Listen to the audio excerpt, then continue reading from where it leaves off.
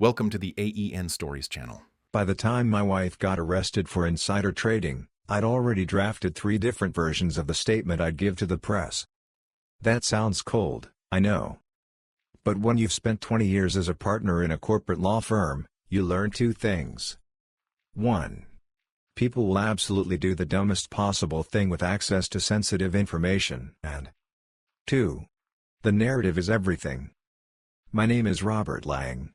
I'm 45, a partner at a mid-sized but very self-important law firm in New York that likes to pretend we're the moral backbone of American business while invoicing $850 an hour to help rich people sue each other. I specialize in securities and corporate governance.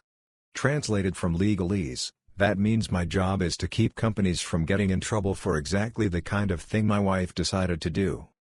Her name is Dana. Financial analyst. Smart, sharp, gorgeous, the type of woman who can make a pivot table and a cocktail at the same time. When we met, I was a 4th-year associate with a bad haircut and zero work-life balance. She worked in research at a mid-tier investment bank, which is like saying she lived in the gym next to the wolves. We met at a networking event, which is the least romantic sentence possible, but stay with me. I was there because the firm wanted more visibility in the financial sector. Dana was there because her boss told her to go talk to the lawyers and figure out which ones actually read the regulations. She spotted me standing by the sad cheese platter, tie slightly askew, eyes dead from due diligence. "You look like you know what Regulation FD is," she said, holding out a hand. I blinked. "I do," I said. "I also know I'm not supposed to say anything interesting at parties." She laughed. I was done. We started dating. She made fun of my briefcase. I made fun of her color-coded Excel tabs. We got married 3 years later in a tasteful ceremony where half the guests were partners and the other half were people who said things like, "The market's nervous," with a straight face. We were, objectively, a power couple, lawyer plus finance. The kind of pairing that makes other people assume you argue about tax shelters in bed. Most of the time, though, we argued about who left dishes in the sink and whose turn it was to order seamless. You know. Normal. For a long time, I honestly believed we were solid. Then came the new investor. The first time she mentioned him, we were in the kitchen, both pretending we knew how to cook. Dana was slicing cherry tomatoes like they'd personally offended her. I was trying to remember if you were supposed to put oil in the pan before or after turning on the stove. "So this new investor came into the office today," she said. "Big money. Very old school. No social media, no public footprint, the works." "Sounds like my ideal client," I said. "No digital trail, lots of secrets." She rolled her eyes. "You like paper trails you can bill for reviewing." "Also true," I admitted. She shrugged. "Anyway, he's interesting. Runs a family office. Very quiet. Very sharp. Wants in on some of the deals we've been modeling. The partners are practically drooling." I kissed her on the temple. "That's my wife. Making old money excited." It was a throwaway line. We kept cooking. The tomatoes burned. We ordered Thai. A week later, she brought him up again. "I've got a late meeting tonight," she said, grabbing her laptop bag. "The new investor wants to go over some scenarios in person." "Tonight?" I checked my calendar. "On a Wednesday?" "He's only in town for a couple days," she said. "We've got to make the most of it." "Fair enough," I said. "What's his name, anyway?" "Collins," she said. "First name something with a G." "George? Gerald?" "I just call him Sir and hope for the best." I laughed. "Try not to run off with a shadowy billionaire, okay?" "Relax," she said, smirking. "I prefer my men sleep-deprived and married to their careers." "Good," I said. "Because this career isn't going to marry itself." She was out the door with a wave. Late meetings happen. Especially in that world. I'm a lawyer, I have no moral high ground on work hours. I have done conference calls at 2 a.m. while half asleep in sweatpants and a shirt and tie. So I didn't think much of it. Until late meetings became recurring late meetings. With the new investor. Looking back, there were signs. The wardrobe shift. The extra attention to her makeup on nights she was allegedly just going over models. The way she lit up when her phone buzzed after 10 p.m. I'm not proud of this, but I did at one point have the thought, is she cheating on me? It would have been almost simpler if it had just been that. But this is Wall Street adjacent drama. Of course it had to be more complicated and more illegal. The night I found the contracts, I was doing the most boring domestic thing possible, hunting for a Netflix password. We were on the couch, about to start a show everyone at the office had been spoiling for weeks. Dana had gone to the bedroom to finish one last email and promptly fallen asleep. Her tablet was on the coffee table, screen dark. "Do you remember the Netflix login?" I called. "Use my tablet," she mumbled. "It's saved there." I turned it on, expecting to see an array of streaming apps. Instead, it opened straight into a PDF reader. I didn't mean to snoop. Really. My plan was to hit home, open Netflix, and get on with the sacred ritual of not thinking about work. But my eyes caught the header at the top of the screen. Confidential investment agreement. Below that, a company name, Langford Biotech Incorporated. I froze. Langford Biotech was one of my clients. Medium-sized pharma with big dreams and bigger lawsuits. I'd been knee-deep in their data room for months, helping them shepherd through a potential acquisition. The document on the screen was not one I recognized. My first rational thought was, maybe her firm is on the other side.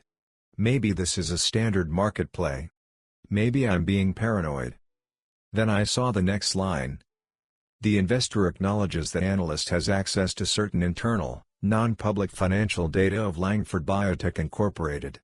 Through spousal relationship with a partner at, my firm's name redacted for your sanity. I didn't even need to read the rest. Internal. Non-public. Spousal relationship. Now, I have drafted my share of disclaimers in my life, but I had never in my wildest, darkest compliance nightmares imagined seeing those words strung together like that. My heart did that weird skip-stutter thing they warn you about in drug commercials. I scrolled. The agreement laid it out in black and white. Dana, in her capacity as an analyst, was advising Mr. Shadowy new investor on trades related to several companies. Companies where I, her husband, had confidential, material, non-public information through my clients. She was, in essence, selling the implication that she had inside access. Packaging our dinner table conversations about my stressful deals into a market strategy. There were clauses about no guarantees and analyst assumes no responsibility for information accuracy, like legal Febreze sprayed over a dumpster fire. I should have stopped reading. Closed the tablet. Taken a walk. Called someone. Instead, like an idiot, I walked into the bedroom and woke her up. "Dana," I said, holding the tablet. "What is this?" She blinked, hair mussed, eyeliner smudged. "What time is it?" "It's my wife is apparently monetizing my client's secrets o'clock," I said. "What am I looking at?" She squinted at the screen. Her expression went through three phases: confusion, recognition, then irritation. "Oh," she said. "That's just an agreement with Collins. For advisory work." "Advisory work," I repeated slowly. "Using internal, non-public financial data from my clients." She waved a hand. "It's boilerplate. We had to describe the nature of our conversation somehow. It makes it sound more serious." "It makes it sound like a confession," I said, voice rising. "Do you have any idea what this looks like to a prosecutor? To the SEC? To my firm's risk management committee?" She sat up, annoyed. "Oh, come on, Robert. I'm not hacking into your files. I'm not asking you for spreadsheets. I'm just reading between the lines." "Reading between the lines," I repeated. "The lines written in privileged memos and board minutes and draft disclosures that I am ethically and legally bound not to share with anyone, including you?" "You never tell me anything specific," she snapped. "You just come home grumpy and say things like Langford is a mess or that tech client is more leveraged than company." I put the pieces together. That's what I do. I analyze. I play the market. This is business. This is insider trading, I said. At best, it's tipping. At worst, it's conspiracy. And you signed a contract admitting you're using my access.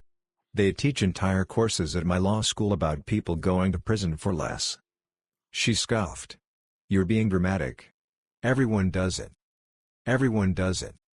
If I had $1 for every time I'd heard that right before something exploded, I wouldn't have needed to bill 2,200 hours a year. I tried to explain. About materiality. About how even hinting at inside access is enough to get you on the wrong side of regulators. About how my firm had strict policies forbidding family members from trading in our clients' securities, and how this went about 6 levels beyond that. She rolled her eyes. Relax, she said. Collins is careful. He doesn't trade directly. He uses derivatives, options, layers. There's no straight line back to you. I stared at her. You just described 3 separate felony theories, I said. Do you hear yourself? She crossed her arms. You're a lawyer. You live to see crimes everywhere. I live in finance. I see opportunities. That's the difference. The difference, I said quietly, is that my entire career is about telling companies not to do exactly what you're doing. And now, if anyone looks closely, they'll see a partner at a law firm and his spouse trading on his clients. You're not just playing with your life, Dana. You're playing with mine. She hesitated, just for a second. I saw a flicker of something, regret, maybe? Then it hardened. You're not going to do anything, she said. You're not going to sabotage your own marriage and career over some overblown ethics paranoia. I know you. You'll huff and puff and maybe sleep on the couch, but you won't actually blow the house down. It was such a bizarrely specific metaphor that I almost laughed. Almost. Instead, I said nothing. I walked out of the room, tablet still in my hand, and sat in the living room contemplating the fact that my wife had just dared me not to enforce the law. It's like she'd never met me. People think lawyers are natural liars. It's not actually true. We are natural document hoarders. You want to know who wins lawsuits? The person with the receipts. Emails. Screenshots. Memo to file from 3 years ago where someone wrote as I told John at the time. I've spent my entire adult life telling clients, if you don't want to read it out loud in front of a jury one day, don't put it in writing. Dana had put it in writing. Signatures and all. She had also, apparently, never worked in compliance. I didn't wake up the next morning and call the cops. I'm not a monster. I'm a lawyer. We don't do anything without a plan and a file name. First, I checked my firm's conflict and trading policies. Just to confirm what I already knew, family members were prohibited from trading in client securities absent specific pre-clearance. They definitely weren't allowed to sign side deals with new investors based on pillow talk. Then I started collecting screenshots of her contracts. Photos of her notes left out on the kitchen table, scribbled with ticker symbols that lined up a little too neatly with my confidential deal list. Calendar entries for Colin's strategy session that magically coincided with board calls I'd had that week. I didn't hack her devices. I didn't break into anything. I just paid attention. I also started listening to her calls. Not in a creepy, wiretap way. In a you're in the kitchen talking loudly on speakerphone way. Look, we both know they're going to have to raise capital, I heard her say one night as I pretended to do a crossword. They're getting squeezed from both ends. How do I know? Let's just say I trust my sources. She looked at me and winked when she said sources, which would have been cute if it weren't potentially a felony. I downloaded a call recording app. Told her it was for capturing dictated notes from my own calls. Not technically alleged. A few days later, she took a call on speaker while I was in the other room. He's under so much pressure on that one, she said. If the merger falls through, all hell breaks loose. I'd be short by the end of Q2. I hit record. The more I gathered, the worse it looked. She wasn't just guessing. She was connecting dots that only someone in our house, listening to my half of things, could have connected. I talked to no one. Not my partners. Not my parents. Not my therapist, who would have had a field day. It was heavy. Sitting on that pile of evidence, knowing what it meant, knowing what I was about to do. Because here's the thing, she was right about one thing. If I went forward, I wasn't just turning in my wife. I was dropping a bomb on my own life. My marriage would end. My firm's name would be in the news. Prosecutors would crawl through my emails like raccoons in a dumpster. Even if I was totally clean, it would be messy. But the alternative was worse. The alternative was being complicit. Knowing. Saying nothing. Waiting until some regulator connected the dots and asked me, "When did you first become aware of this?" I'm a lawyer, I told myself, standing in front of the bathroom mirror one morning. I play by the rules. But I know exactly how bloody the rules can get. It was a dramatic pep talk. I know. But it worked. I made the call. Calling the U.S. Attorney's office is not something you do lightly. It's also not the sort of thing you Google on your work computer. Fortunately, or unfortunately, I'd crossed paths with a few federal prosecutors over the years. Deposition rooms, settlement conferences, awkward bar association dinners. Civil side, mostly. But the numbers are small at the top. I reached out to one I vaguely knew. Sent a vague email, "I have information about potential securities violations involving a family member. I believe it implicates my clients and possibly my firm. I'd like to discuss this off the record, if possible." He called me back within an hour. We met in a coffee shop that tried very hard not to look like the setting for dramatic conversations. Indie music, lots of plants, baristas with tattoos of abstract birds. "Robert," he said, stirring his coffee. "You look like a man about to torpedo his life." "Accurate," I said. "But in a productive way, I hope." He listened as I laid it out. No names at first. Just hypotheticals. Suppose a partner at a law firm, suppose his spouse is an analyst, suppose she signs contracts explicitly referencing his excess. At a certain point, he put his spoon down. "Stop saying suppose," he said. "We both know this is real. Is it you?" "Yes," I said. "It's me." "And she's really that explicit in writing?" I slid my phone across the table. He scrolled through screenshots. Listened to a clip of one of her calls. "Jesus," he muttered. "She's practically narrating a 10b-5 indictment." I took a breath. I don't want to blindside my firm. But I also don't want to get disbarred or indicted. What's my move here? "Full cooperation," he said immediately. "You're walking in early. You're not trading. You're not benefiting. That's good. But we will need everything. And yes, it will get messy." Messy. There it was again. "Okay," I said. "What do you need first?" He smiled, but it was the tired kind of smile people in our line of work reserve for each other. "Everything," he said. "And, Robert? Don't delete anything. Ever." As if I would. Telling Dana what I'd done was not my favorite conversation. I waited until the investigation was already in motion. Until the subpoenas were drafted. Until there was no turning back. We were sitting at the dining table. She was scrolling through market news, half watching some finance anchor on mute. I was staring at my plate, appetite gone. "I talked to the U.S. Attorney's office," I said. She didn't look up. "About what? Work?" "About you," I said. That got her attention. "What?" "I brought them everything," I said calmly. "The contracts. The notes. The recordings." Her face went pale, then flushed. "You're joking," she said. "This is one of your dark lawyer jokes." "I'm not joking," I said. "They were going to find you eventually. Collins isn't as careful as you think. His trades are already on some watch lists. When not if they started pulling threads, my name would come up. My clients. My firm. I chose to walk in before they came knocking."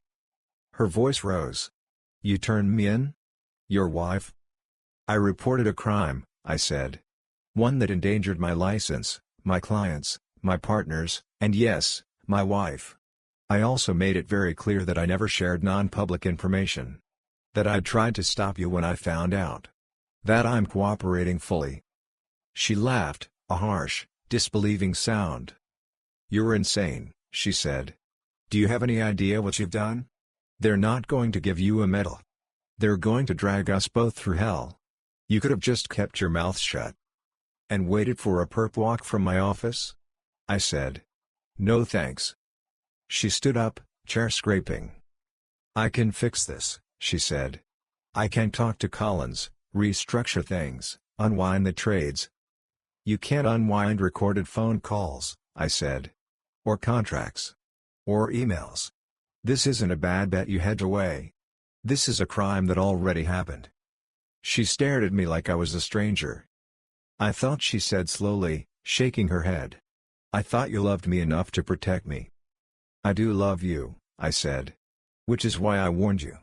Which is why I stayed up nights trying to find another way. But I also love the law. And my clients. And not going to prison because my wife wanted better returns." The words hung there, heavy. She opened her mouth, closed it, then stormed off, slamming the bedroom door like we were back in college. 10 days later, federal agents showed up at her office. White-collar arrests are not like TV. There are no SWAT teams kicking down doors. No someone screaming FBI. And pointing guns at printers. What happens is, agents in suits show up, politely but firmly, and ask you to come with them. They collect devices. They serve a warrant. They say ma'am a lot. What happens after, though, feels a lot like TV. News alerts. Push notifications. Financial analyst arrested in insider trading probe. They always use the worst possible photo. Somehow, they found one of Dana mid-blink at a charity gala. It made her look perpetually guilty. My phone exploded. Partners. Friends. A cousin I hadn't spoken to in 5 years. All with some variation of what the hell? We called an attorney for her. Not from my firm, obviously. Conflict City. She lawyered up fast, which, to her credit, she should have done the second she signed that contract. The U.S. attorney held a press conference. They love press conferences. They talked about a scheme to profit from confidential information. They mentioned a law firm partner's spouse. They assured everyone the law firm is cooperating fully. That last part, at least, was true. The firm's managing committee called an emergency meeting. It was like a funeral, but with more Sub-Zero refrigerators. "We are very concerned," one of the senior partners said, in the tone of a man whose bonus might be threatened. I laid out my steps. The discovery. The evidence. The timing. The fact that I'd come to them early, before my name hit the papers. To their credit, they didn't immediately throw me under the bus. Liability calculus is a powerful thing. "You understand we have to distance ourselves publicly," the managing partner said. "We'll cooperate. But the optics." "I know," I said. "I'll step back from client-facing work. Move into an advisory role while this plays out."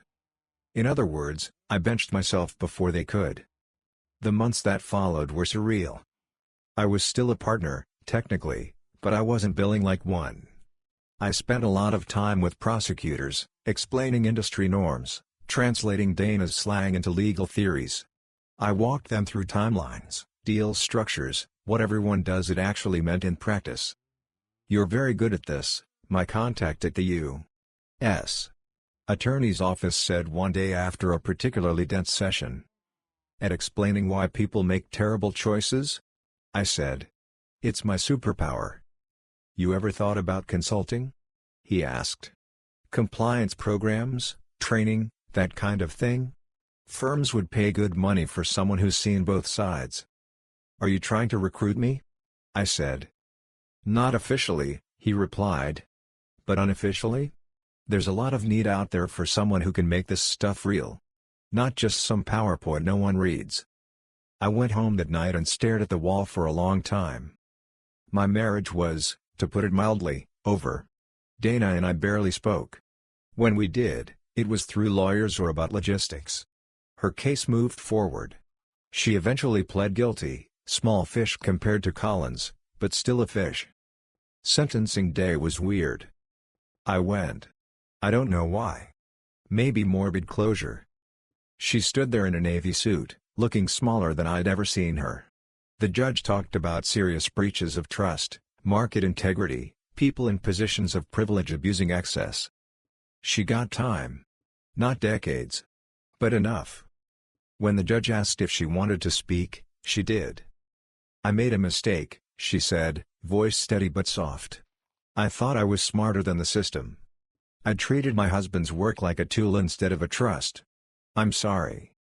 She didn't look at me when she said it. But I felt it anyway. So how do you go from that to me sitting in a nice, quiet office in D.C. 5 years later, with consultant to the Department of Justice on my LinkedIn and a book on my shelf with my name on the spine? Very slowly. And with more irony than I was prepared for. After Dana went away, the firm and I had a series of what now? Conversations. They'd survived the PR hit. The regulators were satisfied we'd cooperated and that no one else at the firm was involved. But my brand, as they say, was complicated. "We think it's best," the managing partner said carefully, "if you transition to an of-counsel role. Less visible. More advisory. Translation, please go away quietly, but not so loudly that people think we pushed you." The thing is, I wasn't entirely upset.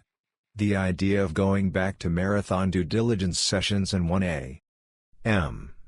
markup calls made me feel tired. Deep in my bones. Meanwhile, the government folks kept calling. "Hey, can you look at this case? Hey, what's your take on this trading pattern? Hey, can you come down and do a training with our junior prosecutors on how corporate counsel actually thinks?" They paid me, too. Not law firm rates, but enough. Then a publisher reached out. "We heard about your involvement in the Collins case," the editor said. "Have you ever thought about writing about it? Insider trading from the inside, as it were." At first, I laughed. "You want me to write a memoir about how my wife went to prison because she didn't listen to my compliance lectures?" "Yes," she said. "Exactly that. But, with some gloss." I thought about all the young associates I'd seen sleepwalk through ethics trainings. About the blank stares when we talked about gray areas. I thought about Dana rolling her eyes and saying, "Everyone does it." "Okay," I said. "But if I do it, it has to be honest. Ugly bits and all." "Ugly cells," she said. "Just change some names." That's how Justice Between Us was born. The title was the editor's idea. Dramatic, a little on the nose. The book was part true crime, part legal explainer, part therapy session I didn't have to go pay. I wrote about growing up wanting to be the good guy in a system where everyone thinks they are. About falling in love with someone whose ambition matched mine, and then realizing our moral compasses weren't calibrated the same way. About the night with the tablet. The choice to call the prosecutors. The fallout. I also wrote about law. About what insider trading actually is, beyond the headlines. About how small compromises lead to bigger ones. About the alliances and blind spots in every marriage, and how money threads its way through all of it. The book did decently. I wasn't topping bestseller lists, but it found an audience among compliance officers, law students, and people who like reading about other people's bad decisions. The DOJ started bringing me in more regularly. "Help us design training that actually scares people in a useful way," they said. "Talk to our teams about how lawyers think when they're on the brink of calling us. Explain to this jury why everyone does it is not a defense." I became, somehow, the guy you call when you need to bridge the gap between this is illegal and this is real. I still live in New York. I travel to D.C. enough that I have a favorite bad airport sandwich. My life is quieter. Less billable. More intentional. Sometimes people ask me if I'd do it differently. If I'd look away. Protect Dana. Protect the firm. Protect the little bubble we built. I think about the moment she looked at me and said, "You're not going to ruin your family over this." I think about standing in court, listening to the judge talk about trust. Then I shake my head. "No," I say. "I'd still make the call." Because at the end of the day, that's the job. Not just the job I had, but the job I have. The job I gave myself when I picked law over anything else. I play by the rules. Not because I'm a saint. God knows I'm not. But because I know exactly what it looks like when you don't. And yeah, sometimes, playing by the rules gets bloody. You lose things. People. Lives you thought were permanent. But you keep going. You build something new. Maybe you help other people see the cracks before they fall through them. Maybe you write a book so some 25-year-old analyst somewhere reads it and thinks twice before signing that advisory contract. If that happens even once, then all of this, Dana, Collins, the headlines, the hearings, becomes something other than just a bad story I lived through. It becomes a warning. A lesson. And, on my better days, something I can almost laugh about. Almost. Thank you for listening my story. If you want more raw, real, and gripping stories like this one, subscribe to the AEN Stories channel. Your support keeps these stories alive.